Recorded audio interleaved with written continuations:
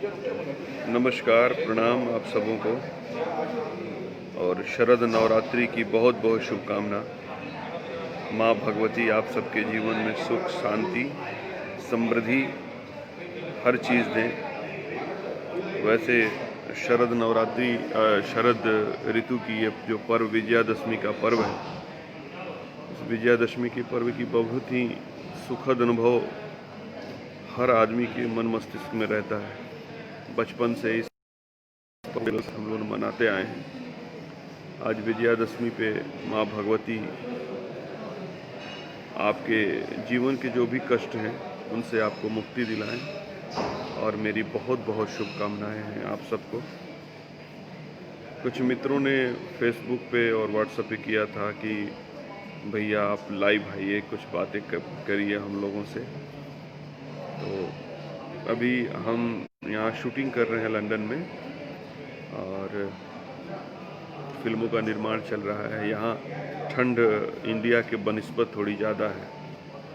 तो इंडिया में और भी हम लोग मुंबई में रहते हैं तो मुंबई में ठंड तो बहुत कम पड़ती है, पर यहाँ रहुआ लंदन में ठंड जौन बात ज़्यादा पड़ता।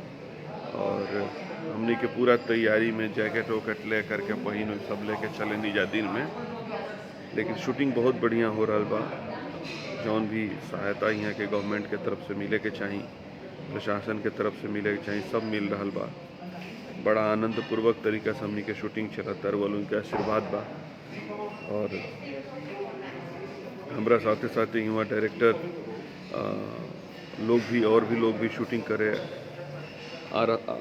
कुछ लोग आइल बा, कुछ लोग आ रहल बा। पराग पाटिल जी यहाँ शूटिंग कर रहे बड़े अपना सिनेमा के, और हमारे मित्र प्रेमांशु सिंह जी भी यहाँ आवेला बड़े शूटिंग करे खतरा। तो सब केहू के रुआ लोग अपन आशीर्वाद दी, हमनी के बेहतर काम करी जा।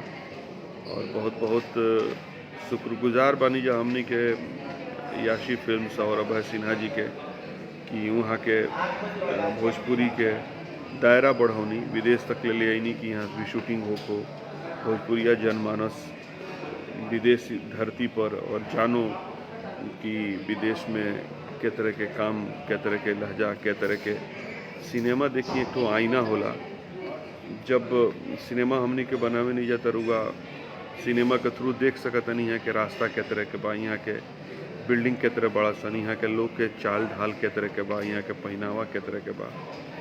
तो वो सब चीज़ से इंस्पायर्ड होके के मिलेला कि आदमी यहाँ के जनरेशन कितना आगे बा, चाहे हमनी के और का ऐसा चीज़ करे के बा कि ये चूँकि विकसित देश है और विकसित हमनी के विकासशील है जा डेवलप्ड कंट्री, हमनी के डेवलपिंग कंट्री में बानी जा इंडिया। तो हमनी के का ऐसा करे के चाहिए कि हमनियों के देश डेवलप्ड कंट्री की श्रेणी में आ जाओ। तो यहाँ के बाद पता चलता कि लोग सबसे बड़का जौन चीज़ बा, जौन कोनो देश के महान बनावेला, जौन देश के विकसित बनावेला, वो सबसे बड़का धरोहर ओकर पूंजी वहाँ के जनता जनार्दन। यहाँ के हर आदमी सिविलाइज्ड बा, हर आदमी अपना बारी के इंतज़ार करे वाला बा कि हमार बारी आई तो हम अपन करब। हमने के यहाँ उस चीज़ के थोड़ा कमी लौकाला कि हमने के भागा दौड़ी में कि हमार पहले हो जा। फिर भी सब कुछ रहला के बावजूद भी देश के मिट्टी और देश के संस्कार और देश के लोग तो हमेशा आपन लोग तो जहाँ बात तहाँ बा। आपन तो उहे है जौन घर है, जहाँ माई भी है, जहाँ मेहरारू बड़ी, जहाँ लड़का बड़ा सन, उहे आपन है। बाकी से तो कहल जाला कि परदेश है अपन देश है। तो सब केहू के बहुत बहुत अपन आशीर्वाद बनौले रही लोग इन लोग। और एक बार फिर से रउआ सबके रजनीश, रउआ सबके विजयादशमी के बहुत बहुत शुभकामनाएं देता हूँ। बहुत बहुत प्रणाम। Thank you.